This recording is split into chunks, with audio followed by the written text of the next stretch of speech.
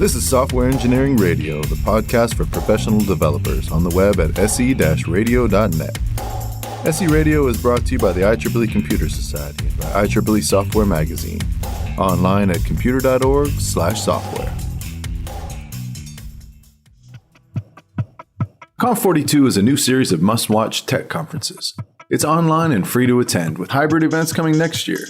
Conf42 conferences cover topics like cloud, SRE, chaos engineering, machine learning, and quantum computing, as well as programming languages including Python, Golang, Rust, and JavaScript. Register for free at conf42.com/SERadio. That's conf42.com/SERadio. See you there for the ultimate answers. This is Philip Winston for Software Engineering Radio. My guest today is Paul Butcher. Paul is a senior software engineer at AdaCore and their lead engineer in the UK for their high-class initiative.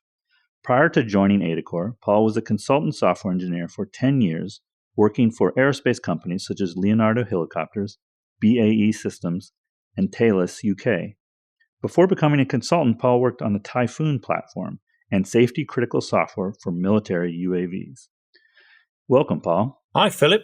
Welcome to you, and thanks for inviting me on the show. So I think our listeners are familiar with a lot of different types of testing, but perhaps not fuzz testing. Can you tell me what fuzz testing is? Absolutely. So one nice way to think about what fuzz testing is to consider how it differs to standard verification testing. So if we consider we have a software application, it has an input and it's going to generate an output, then we can test that by having a test case that has an actual input and a correlating expected output. And then we execute the test and we check that the actual output matched the expected output.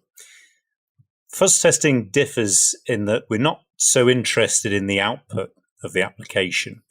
We're more interested in the behavior, and it's the behavior of the software application as we subject it to a number of different inputs that it may not even be used to dealing with. So is that considered negative testing? I read about positive and negative testing. I wondered how that related to fuzz testing. Yeah, it is related. So positive testing, I consider that to be more verification based. So we have some requirements that our system has to satisfy, and we can build up evidence to argue that we've met those requirements through positive testing mechanisms. I guess a way of considering this would be we have a secure room that we want to test that the entrance mechanism to this room works correctly. And a positive way of testing this would be to take all of the authorized personnel and have them line up, and let's see if they can indeed open this door and go through it. The flip side of that, to look at it from a negative testing aspect, would be to take every single human being that isn't authorized to enter this room, have them line up, and let's observe that they can't get in. And here lies in the problem of negative testing. You can immediately see that the number of potential test cases can be very large, if not indefinitely large. Okay, that makes sense. And I'm going to list a few practices that I discovered in my research, and we can go through them one by one to see how they connect to fuzz testing, or if they do. So I think the four practices I saw are safety engineering, security engineering, robustness engineering, and vulnerability testing. And feel free to lump these into categories or divide them up differently. But let's start with safety engineering. What does that mean to you? For me, safety engineering is producing, if we're talking in the software sense, is producing a software system that is responsible for a critical aspect of the application, that should that aspect fail, there will be a high chance of a loss of life. And, this is very prominent in the aerospace industry. A safety engineering would play a key role in the flight management system, the avionics of the aircraft. And fuzz testing can play a role here, but it's more traditionally associated with security testing. But But of course, the disciplines do overlap. So if you have a vulnerability within your system that can be exploited, and that can lead on to a safety implication, it could trigger a sequence of events that could lead to a safety hazard, then fuzz testing could identify that vulnerability. So you touched on security engineering. My feeling there is that's more in line with an actual attempt to subvert the software, an attacker. Is that what security means in that context? We tend to think of our software systems as, if they're security critical, they need to be free of exploitable vulnerabilities. And that ties into vulnerability testing. So I guess these are sort of overlapping categories. But I was interested in your definition of safety. That's a more dire sense of safety than I've dealt with in my own applications. So how about robustness engineering? That was the fourth one on the list. I think it depends on the certification you're trying to achieve with your software system. My experience tends to come with defense and aerospace, and we have guidelines like DO178C, which is a guideline for producing safe software systems. Robustness engineering does come under DO178C, but it's more of a requirements-based activity, and it's perhaps not suitable to satisfy those objectives with fuzz testing.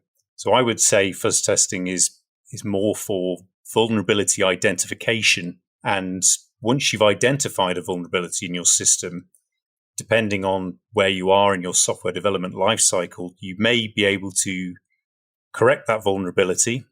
But if you can't and you've identified it, then you'll need to put security measures in place. And fuzz testing can also play a role in determining whether those security measures are sufficient for protecting your security assets. So you touched upon something I was wondering, which is if fuzz testing finds a crash in an application, it's able to produce a crash. Is determining whether that crash is exploitable, whether it's a real vulnerability, is that part of the fuzz testing, or do you sort of hand that off to a second type of testing which digs into these issues that you found? So that is a great question, and I think it's dependent on the particular capability. There are commercial fuzz testing tools out there that have that mechanism. They can identify vulnerabilities and then produce exploitations and try and see dynamically whether that vulnerability is exploitable. That's quite advanced fuzz testing. Typically, it's a mechanism for identifying bugs within your system, regardless of whether those bugs can be exploited or not. And I would argue that most software bugs should be fixed. There needs to be a very good reason for having software bugs within your system. So there's a benefit in identifying them, regardless of whether they're exploitable or not. I can see that. And you mentioned the software development lifecycle. When in your projects have you employed fuzz testing? Is it early or late in the process? We're looking at it from more of a developer's perspective. And from my experience, it tends to come into play much later in the software development lifecycle. And I've spoken to companies that have fuzz testing teams that will build up the fuzz testing campaigns, and they'll be given a software system prior to deployment, and they will do their security analysis at that point. Like all testing, the earlier you can get it into the development lifecycle, the more benefit you're going to get from the capability. So maybe before we dive into the details of fuzz testing, you could just relate an anecdote or a story about a time that fuzz testing found a surprising vulnerability, or I know you may not be able to give us all the details, but something that surprised you that you wouldn't have been able to sort of discover on your own. Yeah, absolutely. I first came into contact with this technology, it was about 3 years ago, during my interview process with AdaCore, the company that I'm with now. And I was asked what my understanding of fuzz testing was, and I didn't have a huge amount. So I was given the task of going away and investigating fuzz testing with the aim of presenting back my research as part of the interview process. And whilst doing that, I took a software application that I found on an open source piece of software on the web that read an XML file. It verified that XML against an XML schema, did some processing on the data, and produced some output. After setting up the fuzz testing harness and executing the fuzz test, I left it running for 3 days, and it came back with a test case that was crashing the system. And on further inspection, it was producing a valid XML file where one of the data elements should have been identified by the schema as being invalid data.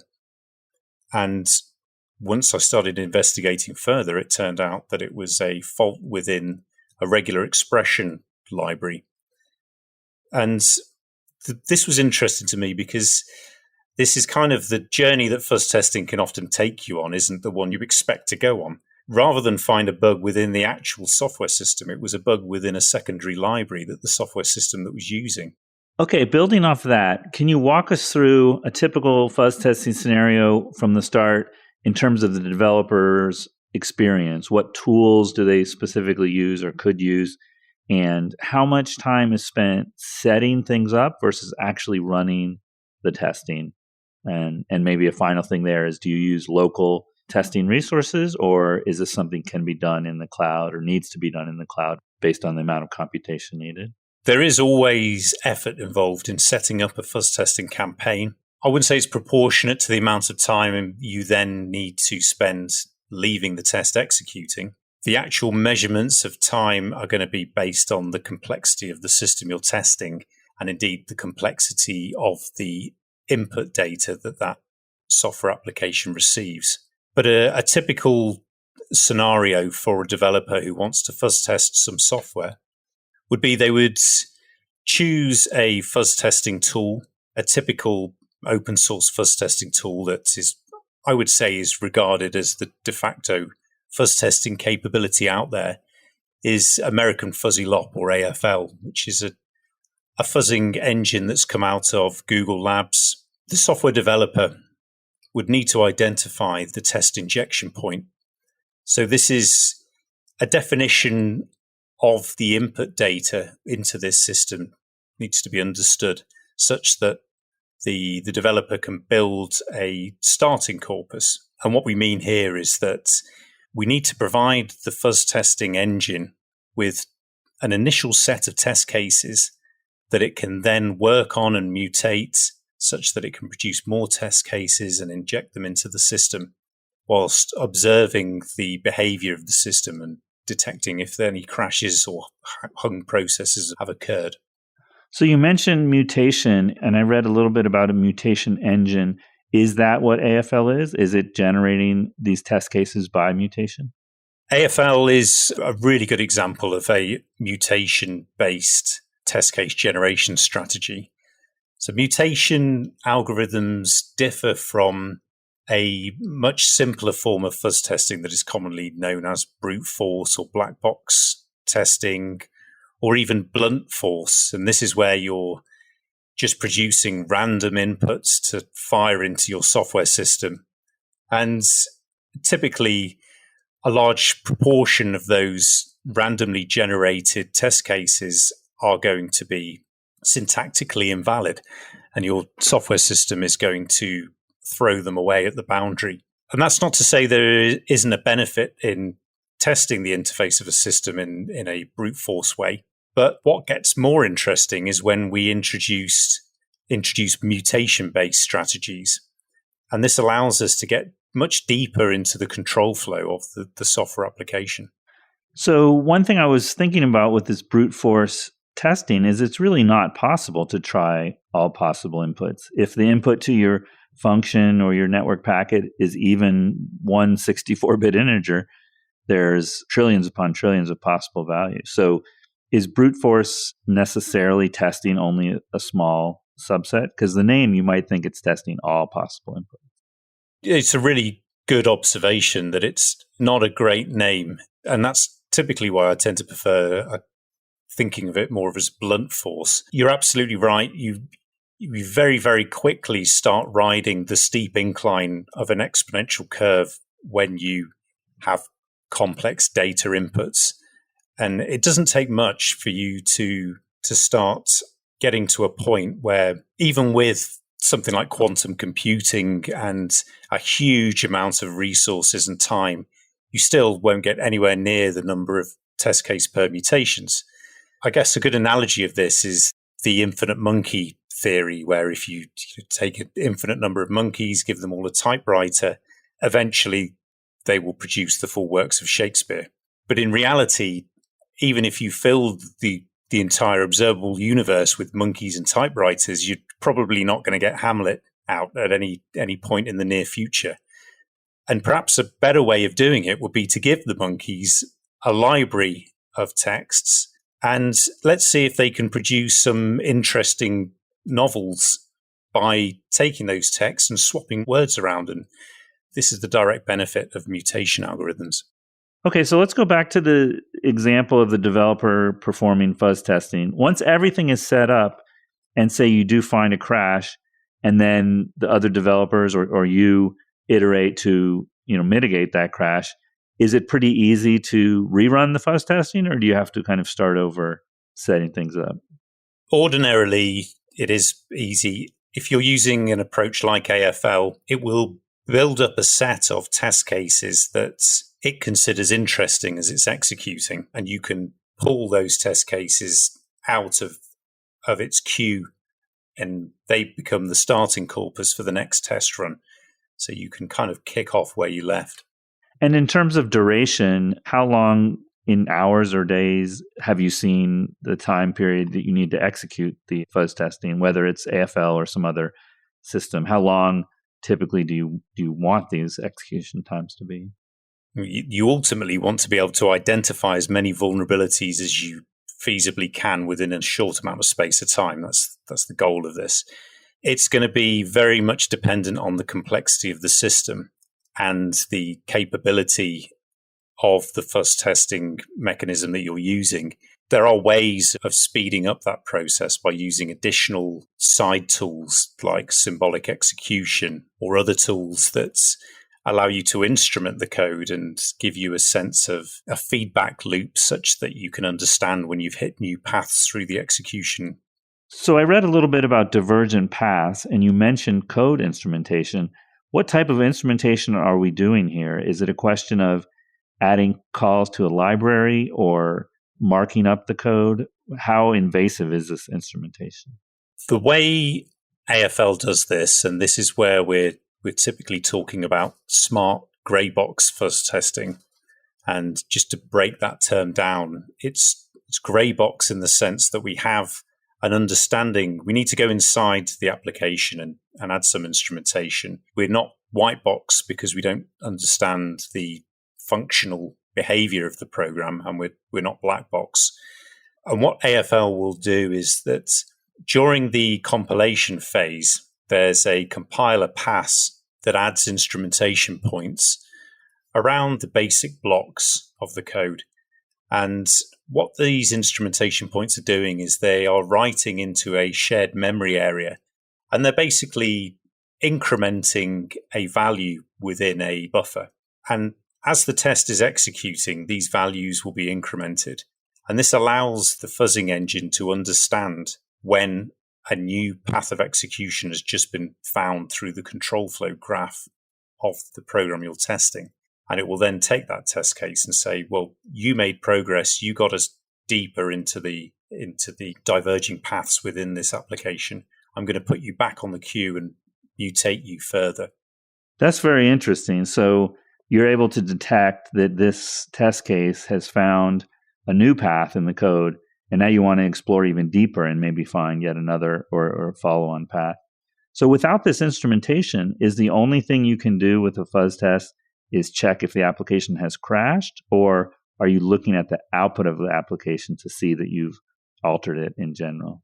Here we're talking about the anomaly detection capability of a fuzz testing campaign.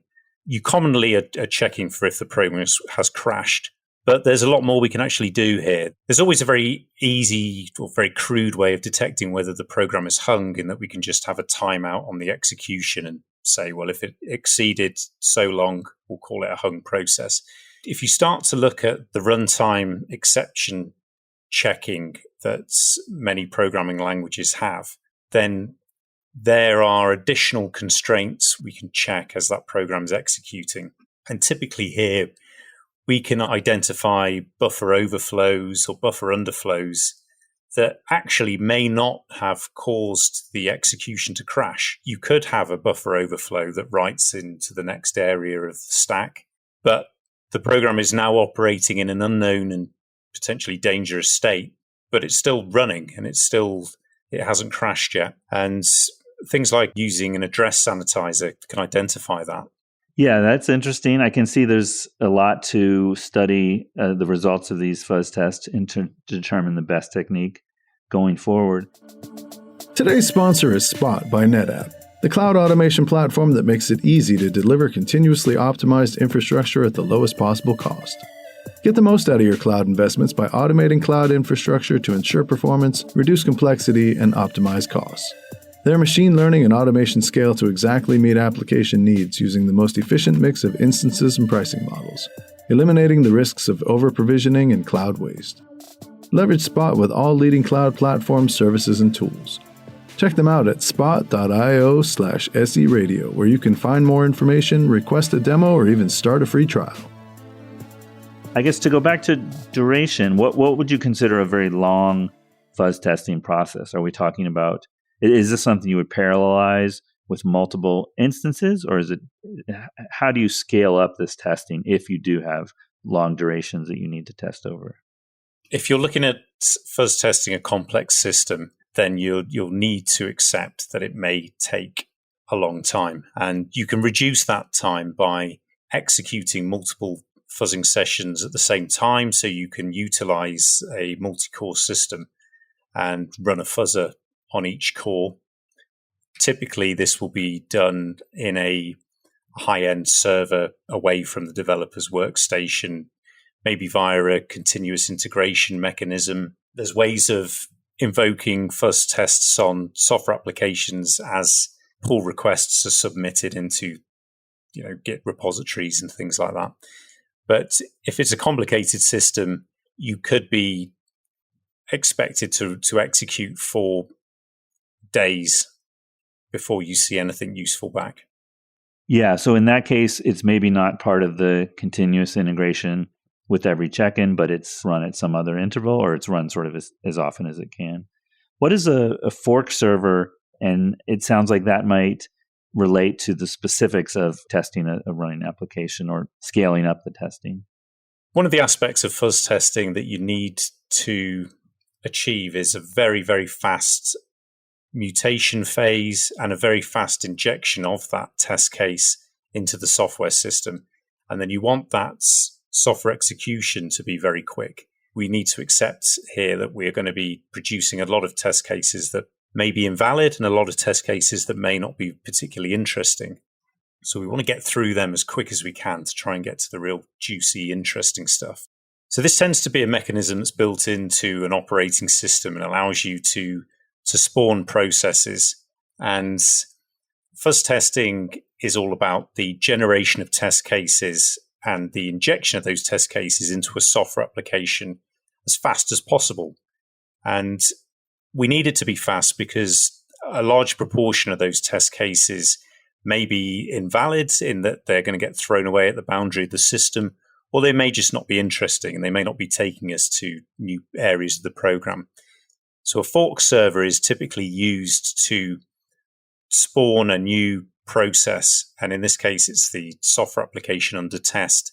And then we will inject the test case into that process and observe the behavior of the test. There are ways of moving away from that mechanism. And AFL offers up a persistent test case mode where you can run multiple tests within the same process. And this rapidly speeds up the testing. But then there are complexities involved with the retained state of the software application in between test runs. Let's talk about an endeavor that I think your company is involved with and see how it relates to fuzz testing and how it maybe relates to other software practices for high availability, high critical systems. So I came upon this acronym HIGH class, and I'll read what it stands for: high integrity, complex, large software and electronic systems. Is this something that relates to fuzz testing, or is it a bigger endeavor than that? It's a bigger endeavor than that. It's a UK government-sponsored research and development program that has a main focus on cybersecurity within civilian aerospace. So the goal behind High Class is to bring together tier one aerospace manufacturers within the UK and tool providers like AdaCore, but also universities. And the research group is split into a number of work packages that are looking at things like cybersecurity within the aerospace industry as far as guidelines and standards go. And then there's aspects of how to implement security measures for the industry, how to detect vulnerabilities, which is where things like fuzz testing come in. There's other aspects of the research program as well that other people are working on. What is the term compiler hardening, and how does that relate to these efforts? So compiler hardening is, and I probably should start this by saying that one of the main areas of development tools that AdaCore works in is compilers. We produce compilers for Ada, C, and C++ across multiple platforms. Compiler hardening is a mechanism for accepting that the generated software system, the compiled software system, could be subjected to hardware attacks and things like side channel attacks. And what we're looking into is whether we can add security measures at the compiler level and that can countermeasure these particular type of security attacks. An example of this is clearing the stack on a function exit and ensuring that valuable data can't be read from those memory areas. Maybe this segues into formal methods. That's another term that I came across related to High Class, feeling it doesn't directly relate to fuzz testing, but maybe it's in the same category of extensive, involved processes that we can do to guarantee critical software functions correctly. Have you come across formal methods? Yeah, absolutely. And it fits within High Class in that we very much think of security measures as being a layered approach. We talk about defense in depth with security. We accept that one security measure may not be enough, and things like common mode failures, which are all about one attack bringing down multiple security measures. Formal methods is a way of mathematically proving that your software application is functionally correct and absent of runtime errors. And if you can take some the high critical aspects of the application and formally prove them to be functionally correct and bug-free, and then some of the lower criticality aspects, you can fuzz test them and gain assurance that your system is secure. You can come up with a convincing argument that your overall system is secure. Great, that makes sense. So we've talked about fuzz testing and we talked about this High Class initiative. The name of your company is AdaCore. We haven't talked about Ada. That's a programming language I used very briefly in school, but I have not seen a lot recently. Can you tell me what domains Ada is still used today, or whether you consider it a language that's still under active development, or is it in a different stage of its life cycle? So it's still very much in active development. And my own experience is I studied Ada at university. The first job that I had was an Ada-based program working on the Eurofighter program. And I then went through a bit of a pilgrimage of working on multiple different programming languages before coming back to working on Ada again. And my personal experience is that it's a fantastic language, but you tend to see it in software applications that have either a mission critical, safety critical, or security critical need. It's widely used within the defense industry, across Europe and the US and all over the world. The automotive sector, the rail industry, nuclear, space, As a language, the reference manual is an ISO standard, and there's an ISO working group that are constantly working on improvements to the language to ensure it stays competitive with the other capabilities of the other existing languages out there. So you mentioned your company makes compilers for Ada, but also C and C++. It seems like this would give you a perspective. If we tie it back to fuzz testing, how does fuzz testing strategies or capabilities differ between those three languages? This is a really interesting subject for me. Ada has a very rich runtime testing capability that's built into the semantics of the language. It's defined within that ISO standard that if you're going to write an Ada compiler, you have to have runtime constraint checking for buffer overflows. And it's a strongly typed language. So if you try to mix types in assignment calls, the runtime is going to pick up on that. And what this runtime does is that it will raise exceptions if any of the runtime checks fail. And we can capture these within the test harness, our fuzz test harness, and we can indicate to the fuzzing application that a runtime check has failed. So what you typically tend to do is you switch on as many of the runtime checks as you can before executing the fuzz test. And this is where we can not only just check for crashes, we can check for the system having entered an unknown operating state.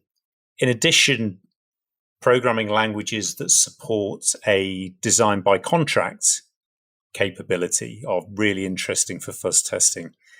If you're fuzz testing a C application, you could put assertions in there to say, if this happens, raise this assertion.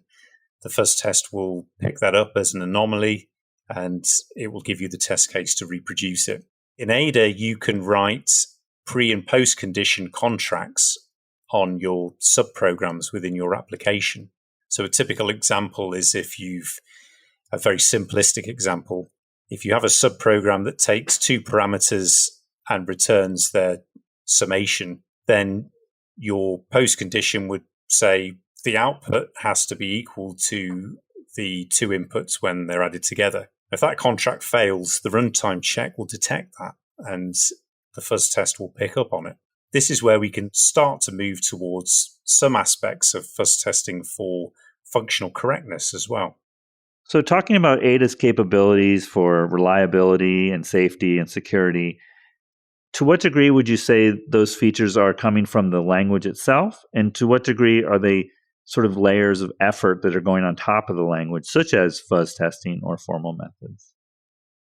Some aspects of the language are there to ensure that the developer writes their code in a very structured way, and there are lots of aspects of the semantics of the language that stop you from doing things that you may not have even appreciated could be non-secure or unsafe.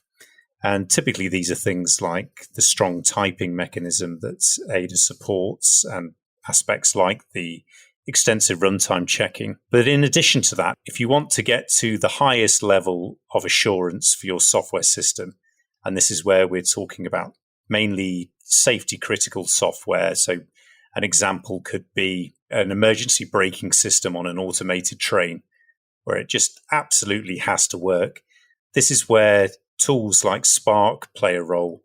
And Spark is it's a language in its own right in that it's a subset of Ada, but it's also a static analysis capability that can analyze the code and tell you whether it's functionally correct and absent of runtime errors. Okay, great. I wanted to ask about your C and C++ compilers, but I was wondering if you had to cite a drawback of development in Ada, what would you say is a challenge or negative? I say the language itself, my personal experience is it's great. I love developing in Ada. The issue that we actively work on is building the community of Ada developers. And there is a community out there, but where other languages, perhaps like C++ and Java, have grown in a huge way, and there are more extensive resources available, we've got to put more effort into ensuring the same resources are available for Ada. And they are, but it would be nice to grow that community more. So moving on to the C and C++ compilers, what features does AdaCore add that maybe is not available in the typical compiler? I would say, and I should probably caveat this with that I'm not an expert in the C and C++ compilers. We have some quite interesting technology around converting Ada programs to C programs and vice versa. And what this capability allows you to do is that you can use the formal proof tools on the Ada version, and then you can you can generate that Ada into C, and then you can cross compile that on a processor that perhaps an Ada compiler wasn't supported on. So we've talked about Ada and C and C++. Let's move on to just to mention a little bit about other languages. You may or may not be personally familiar with these, but what is the role of fuzz testing in so-called safe languages like JavaScript, Python, Rust, or Go, where the runtime is not supposed to allow buffer overflows and overruns? Is there still a role for fuzz testing in these languages? There absolutely is, I would say, because although the runtime doesn't allow these things to happen, I believe what we're talking about here is that the runtime can detect that these things has happened. And what we don't have is the capability to detect it's going to happen at the compile time. And I mean, you get some sense of this with some compilers. They may issue warnings to say, hold on, this is looking a bit dodgy what you're trying to do here. Or you can run static analysis that can identify these sort of issues. But if we're relying on the runtime to catch them, then we need something like a fuzzer to trigger those events. Great. Okay. Now, let's start wrapping up. What would you say is the future of fuzz testing, or some endeavors that you think are promising or interesting in related to the field? Looking out, say, a few years from now, where would you like to see the practice of fuzz testing? So for me, the research that's going into this area is incredible. It's a very hot topic. In the future, I would expect much more automation.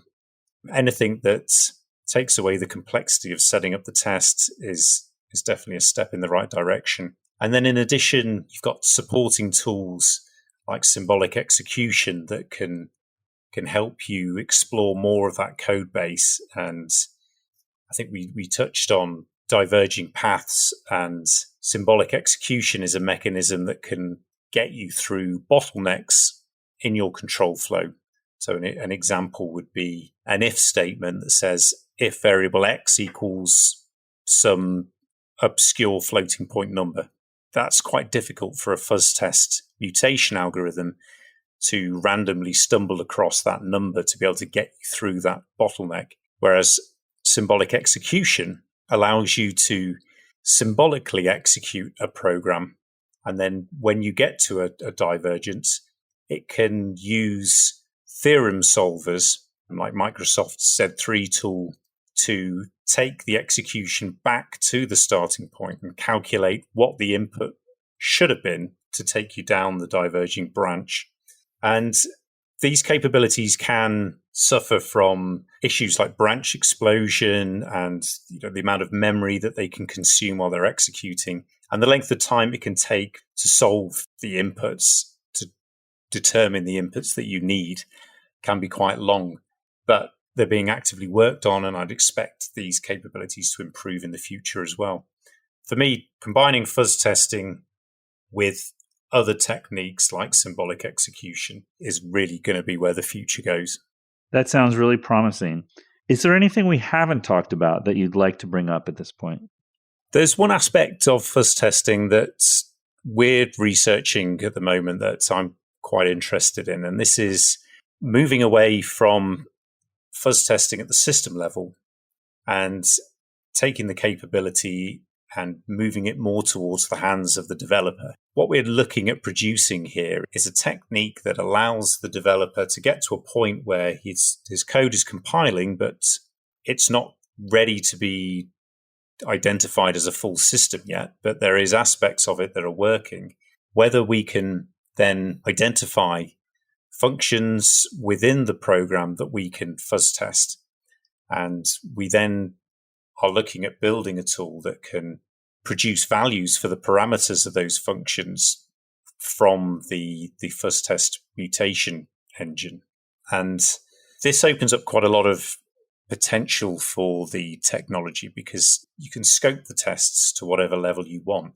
You don't have to be doing it at the system level. You can tighten it up to a subsystem or even a very small subprogram. Where can listeners find out more about you, AdaCore, or fuzz testing in general? And I'll put the links in the show notes. We've got a few blog posts that we've produced about the fuzz testing work we're doing. There's the blog post is AdaCore. If you do a search for AdaCore blogs, there's a whole host of blogs up there that our engineers produce on a regular basis. The company website is an excellent way to find out more about what we're doing. Great. I'll look up those URLs and put them in the show notes. So let me mention 3 previous shows that might be related. There was 453, Aaron Reinhardt on security chaos engineering, 390, Sam Proctor on security and software design, and 309, Zane Lackey on application security. Okay, well, I think that wraps it up, Paul. Thanks a lot for your insights here, and it was nice to have you on the show. Oh, thank you, Philip. That was an absolute pleasure, and thank you for taking the time to invite me on the show. This is Philip Winston for Software Engineering Radio. SE Radio listeners, we want to hear from you. Please visit se-radio.net/survey to share a little information about your professional interests and listening habits. It takes less than 2 minutes to help us continue to make SE Radio even better. Your responses to the survey are completely confidential. That's se-radio.net/survey. Thanks for your support of the show. We look forward to hearing from you soon.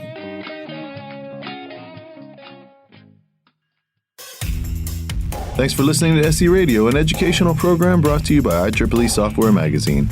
For more about the podcast, including other episodes, visit our website at se-radio.net.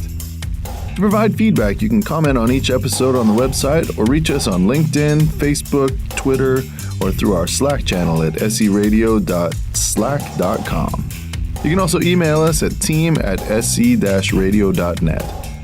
This and all other episodes of SE Radio is licensed under Creative Commons License 2.5. Thanks for listening.